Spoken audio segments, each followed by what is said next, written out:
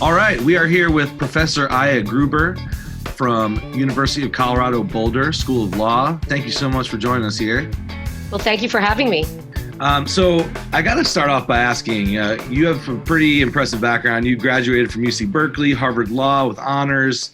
You've been a felony trial lawyer and defense lawyer, written 2 books, a law professor for several years now, and been featured on tons of television shows, major publications, New York Times. But somewhere in all this, you actually found time to play music as well. Where did that fall into the timeline? I just have to ask. I'm so curious. There were 2 ways, which sounds really funny, maybe 3, but 2 ways I was going to go as a kid. And one was music and the other one was law. And I ended up going law.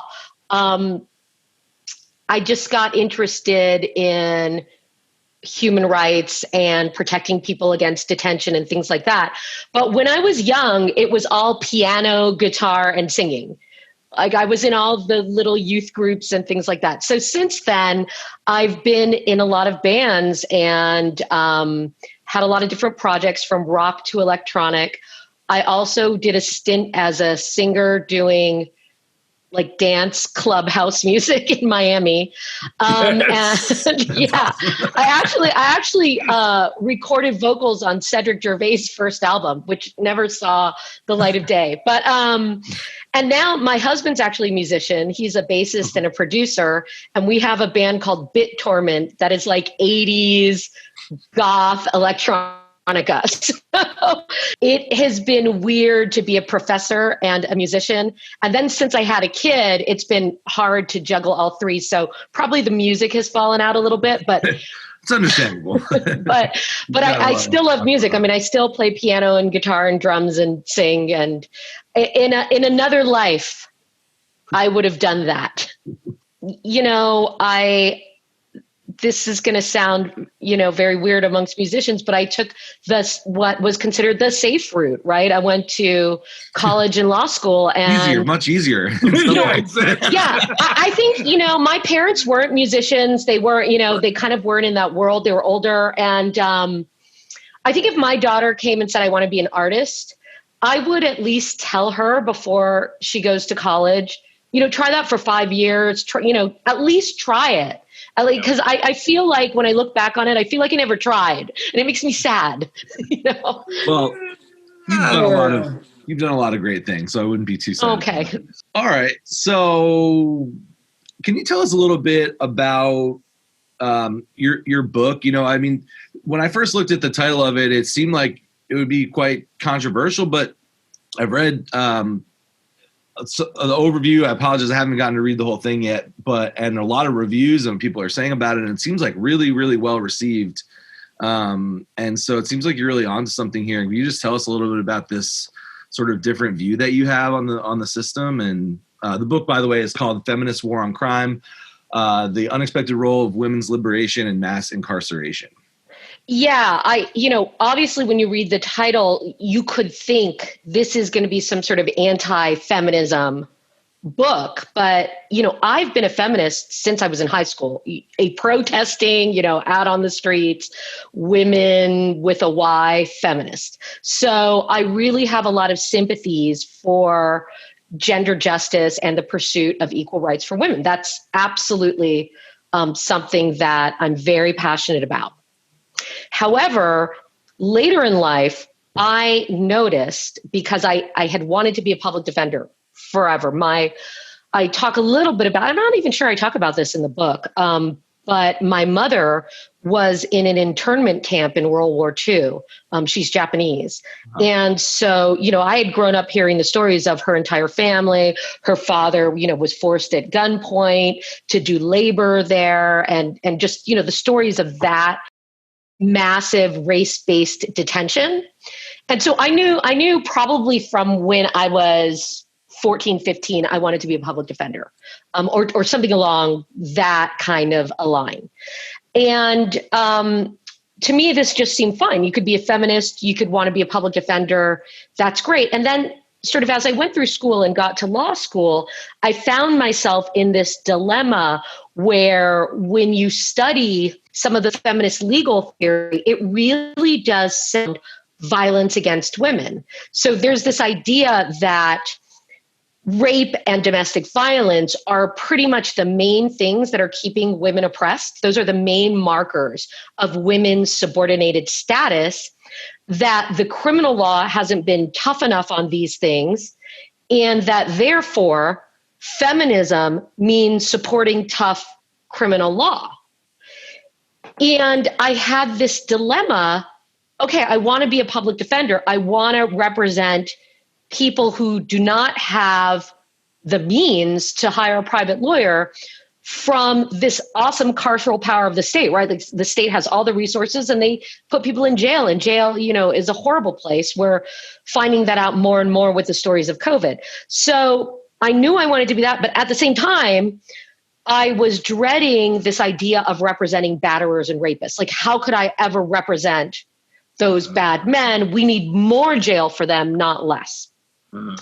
So this was kind of the dilemma that I wrestled with for the last 25 years. And then I started practicing in these specialized domestic violence courts, and they're courts that really were pushed by feminists.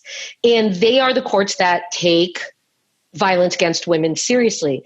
And what I found was it was less of a dilemma than I thought. These courts were places where you saw people of color, Black and brown men and women, in this sort of revolving door of incarceration. So they'd be arrested, put in jail, lose their job, arrested again.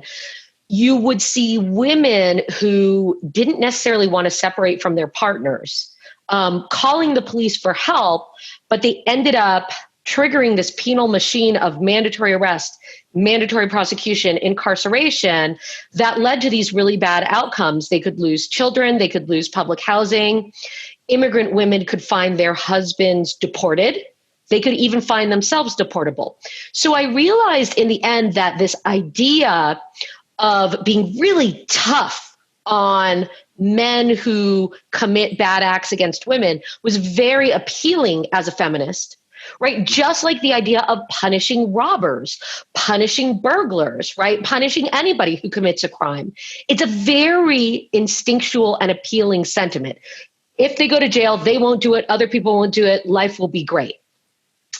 But the practice of incarcerating people and subjecting them to state violence turned out not to be a solution to anything, and most especially violence against women. It just sort of exacerbated the situation. So, I figured that if I could talk to feminists who were progressives, who believed in Black Lives Matter and gender justice and all of that, and convince them that policing and criminal law was not the solution to inequality, that then they could go out and convince more people, and we could have this consensus that for over a half century, we've looked at these social problems of poverty, despair, discrimination, and we've thrown a lot of masculine and violent policing and imprisonment against it. And it's just really been a huge human rights disaster. So I felt like if I can talk to my people and convince them of something that, experience had to convince me of, that, maybe this would help. So that was kind of like how I came to it. To answer your question, yes, in some circles, it's really controversial. But I think, with the post George Floyd murder protests and Breonna Taylor and all this energy where people are realizing like this policing was supposed to serve and protect, and it's always been about managing the most marginalized people among us and putting them in a revolving cycle of jail.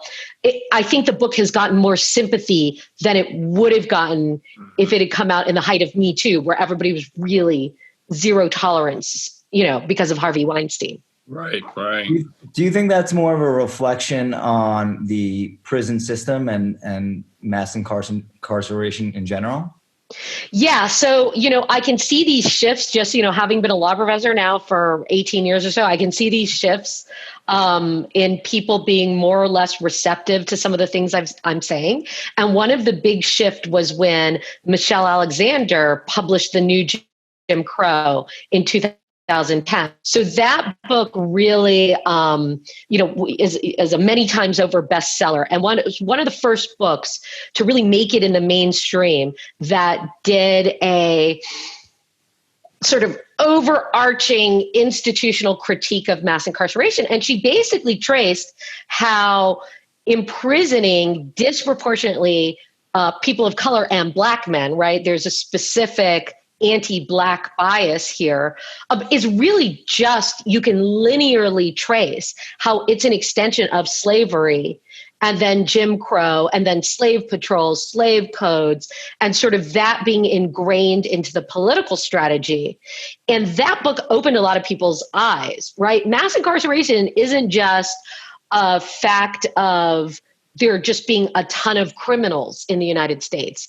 In fact, our property crime rates, for example, are lower per capita than those in Norway.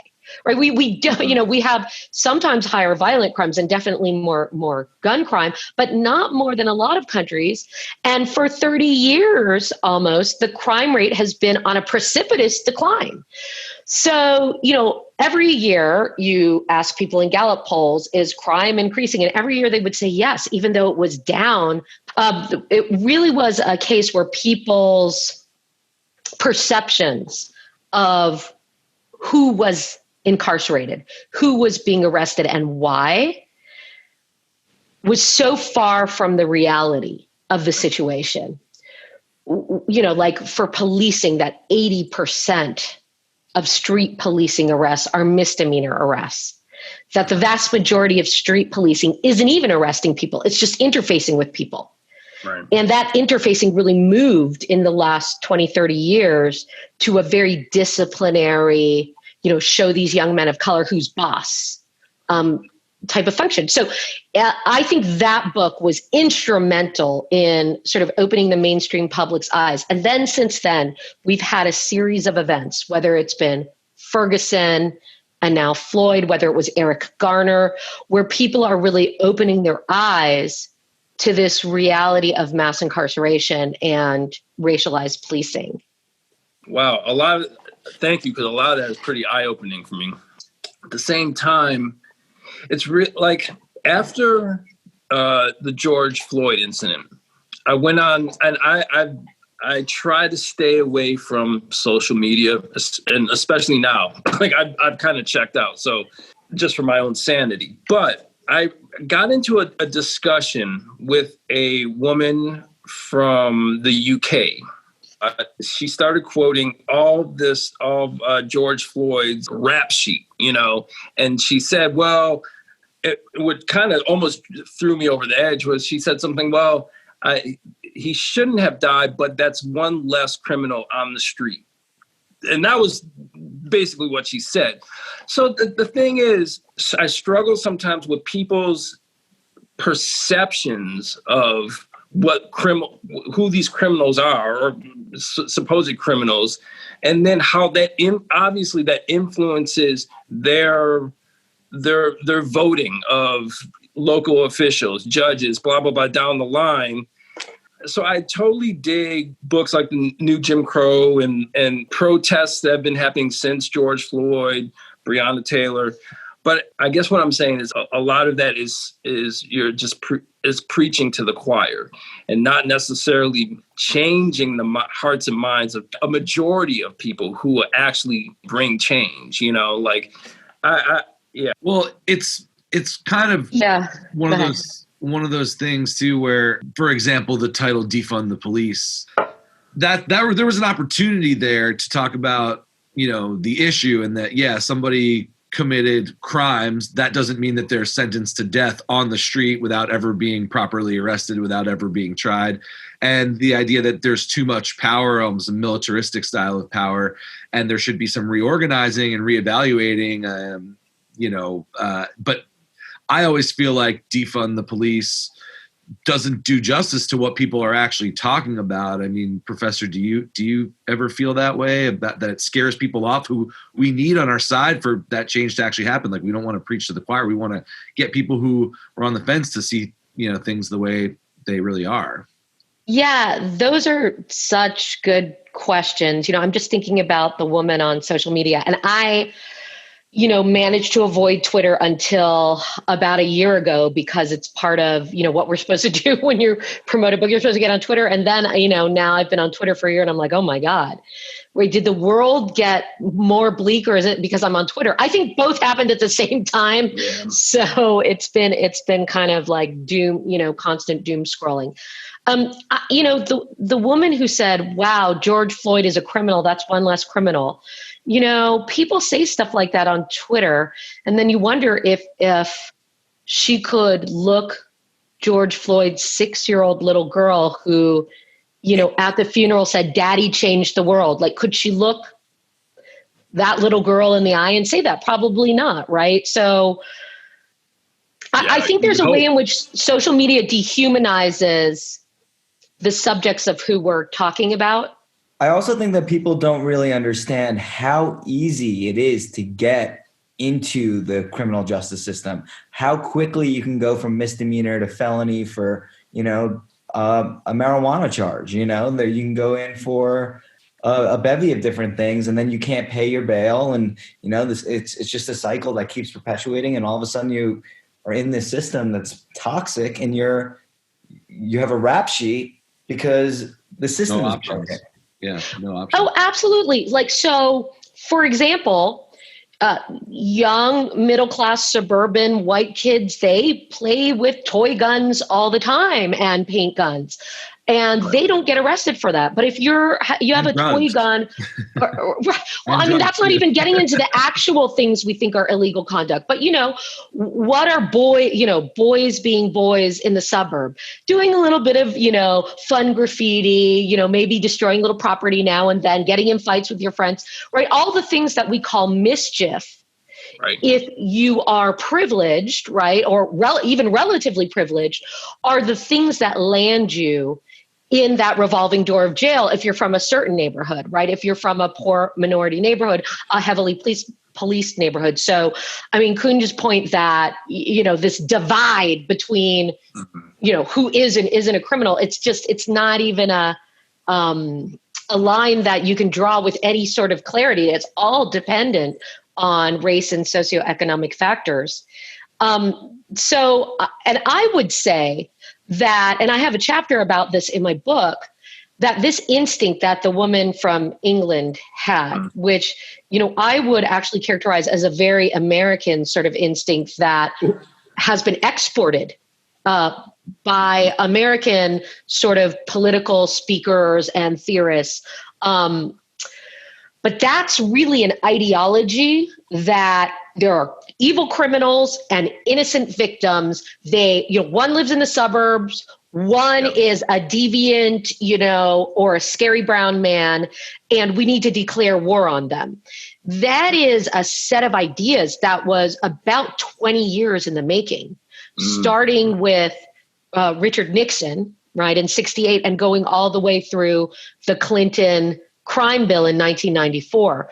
And it was a very specific political move, right? That was very popular, right? Be tough on crime, evil criminals. But it was also an economic move because one of the things that the conservatives wanted to do in the late 70s and early 80s, and especially Reagan, was destabilize the welfare state. So this idea that we have too much government, it's providing too much free money to poor people who don't work.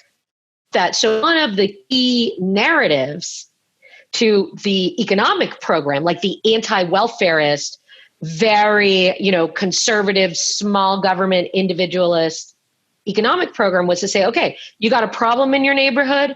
That problem is a problem of lazy, poor criminals. It's not a problem of social inequality. So the way to solve problems is criminal law. And here's how we're going to stir up a frenzy over criminal law. We're going to relentlessly publicize white children and women subjected to brutal violence, right? And stir up these feelings, these very understandable feelings of disgust and hatred towards criminals. And then we're going to categorize everybody in the system as a horrible criminal. And we're going to like show their mugshots. So this didn't come out of the blue. Yeah, I think a big problem is that people, and I don't know if people will have the attention spans to do this anymore, but I feel like people just need to be walked through how people are put into the criminal justice system, and they go from nonviolent misdemeanor offenders, somebody who didn't even do their homework in juvie and got put into juvie, which is a case that I read about the other day, and slowly become more criminalized through the system itself. And I feel like if people were kind of walk through, how somebody gets a rap sheet that big, it might generate some empathy. I don't know. We're living in some wild times, so maybe there might not be any empathy at all towards that. But I feel like people just need to see the progression instead of just labeling it black and white, good or bad. And that's just what's happening right now. I think people are moving. If you look at, 2014, when Black Lives Matter first started, I would say it was something like 30% of the public thought it was a good thing. And a large percentage thought that Black Lives Matter movement was a bad thing. And that shifted to 70% of people supporting the Black Lives Matter movement. I mean, I have over my career seen a notable shift where I had a point in time where I had a lot of students who were afraid to become public defenders because public defenders represented criminals, and so therefore you were on the side of the criminals. And what if they wanted to become a mayor or a judge or something else? You would never become a public defender. Now, most of my students say, should I become a prosecutor? Because prosecutors, aren't they associated with racism? And I don't want to be a prosecutor. So the idea that people can't move on this, I think not only can people move on it, but I think people move really quickly on it after George Floyd, the woman notwithstanding there, she may be unmovable. There may be nothing you can say to her. And so you just don't, right? Maybe her child will have a different point of view. But like defunding the police, I don't know. I'm of two minds about that. Because on the one hand, you could say, wow, it sounds so radical. Like people who say, I'm a Marxist, I'm a socialist. Why do you have to say that? People say, well, AOC, why do you have to say you're a socialist? Just say you're for people having health care. Everybody agrees with that. It's really funny. You ask a European, you ask somebody from Germany, like, what do you think of the far left party? The far left of the Democratic Party in the United States. And they say, well, that's pretty much a middle right winger here in Germany. What do you mean? Like, it's a controversy that people shouldn't die because they don't have health care. That's controversial. So, I mean, I hear what you're saying about defund. That, like, if you say defund, people think anarchy in the streets, like a movie. But in reality, I thought that AOC had a pretty good answer. She said, you know what defunding the police looks like? And if you're thinking about it, if you're white and living in a suburban or exurban middle-class neighborhood, it looks like your neighborhood. Yeah. You get some police every so often. They actually come when you call them for a call, but they're not always there asking you where you're going. When you look at the litigation that's stopped many of the stop and frisk programs in New York City, that were reaching fever pitch around 2013, 2014, or 2011, I think is when they reached the fever pitch around 2011. And then 2013, 14, they started going down, and now they're really down 98%.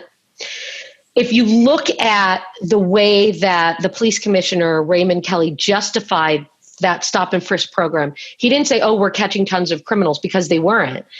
Only like 94% of them didn't lead to any form of arrest, and 98% of them, there was no weapon found. What he said was, I tell my police to go out there, right, because we need to show these young Black men who's in control on the street. So they know every time when they go out, they think about us, the police. That's the social control that was at the heart of that program. A teachable moment, huh? Well, you mentioned, because you and I have talked before, and you mentioned how when, domestic violence call is answered, then what the children of the house, or, whether it's being pulled over in a car or in a home, what they witness from the police is a whole other form of traumatic violence and abuse that they're going to live with for the rest of their lives, The studies show clearly, and they control for race, socioeconomic status, and the whole gamut, that seeing a parent arrested is independent of everything else going in your life, even if you have otherwise a really traumatic life, is a highly traumatic event for a child that causes a lot of problems in children's lives.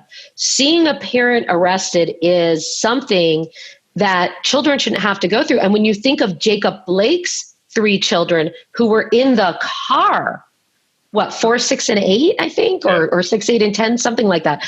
They were in the car when he was shot. I mean, that is, Jacob Blake is not the only casualty of that. Those children are really going to be traumatized by that. And are they in a position to receive the care they need now?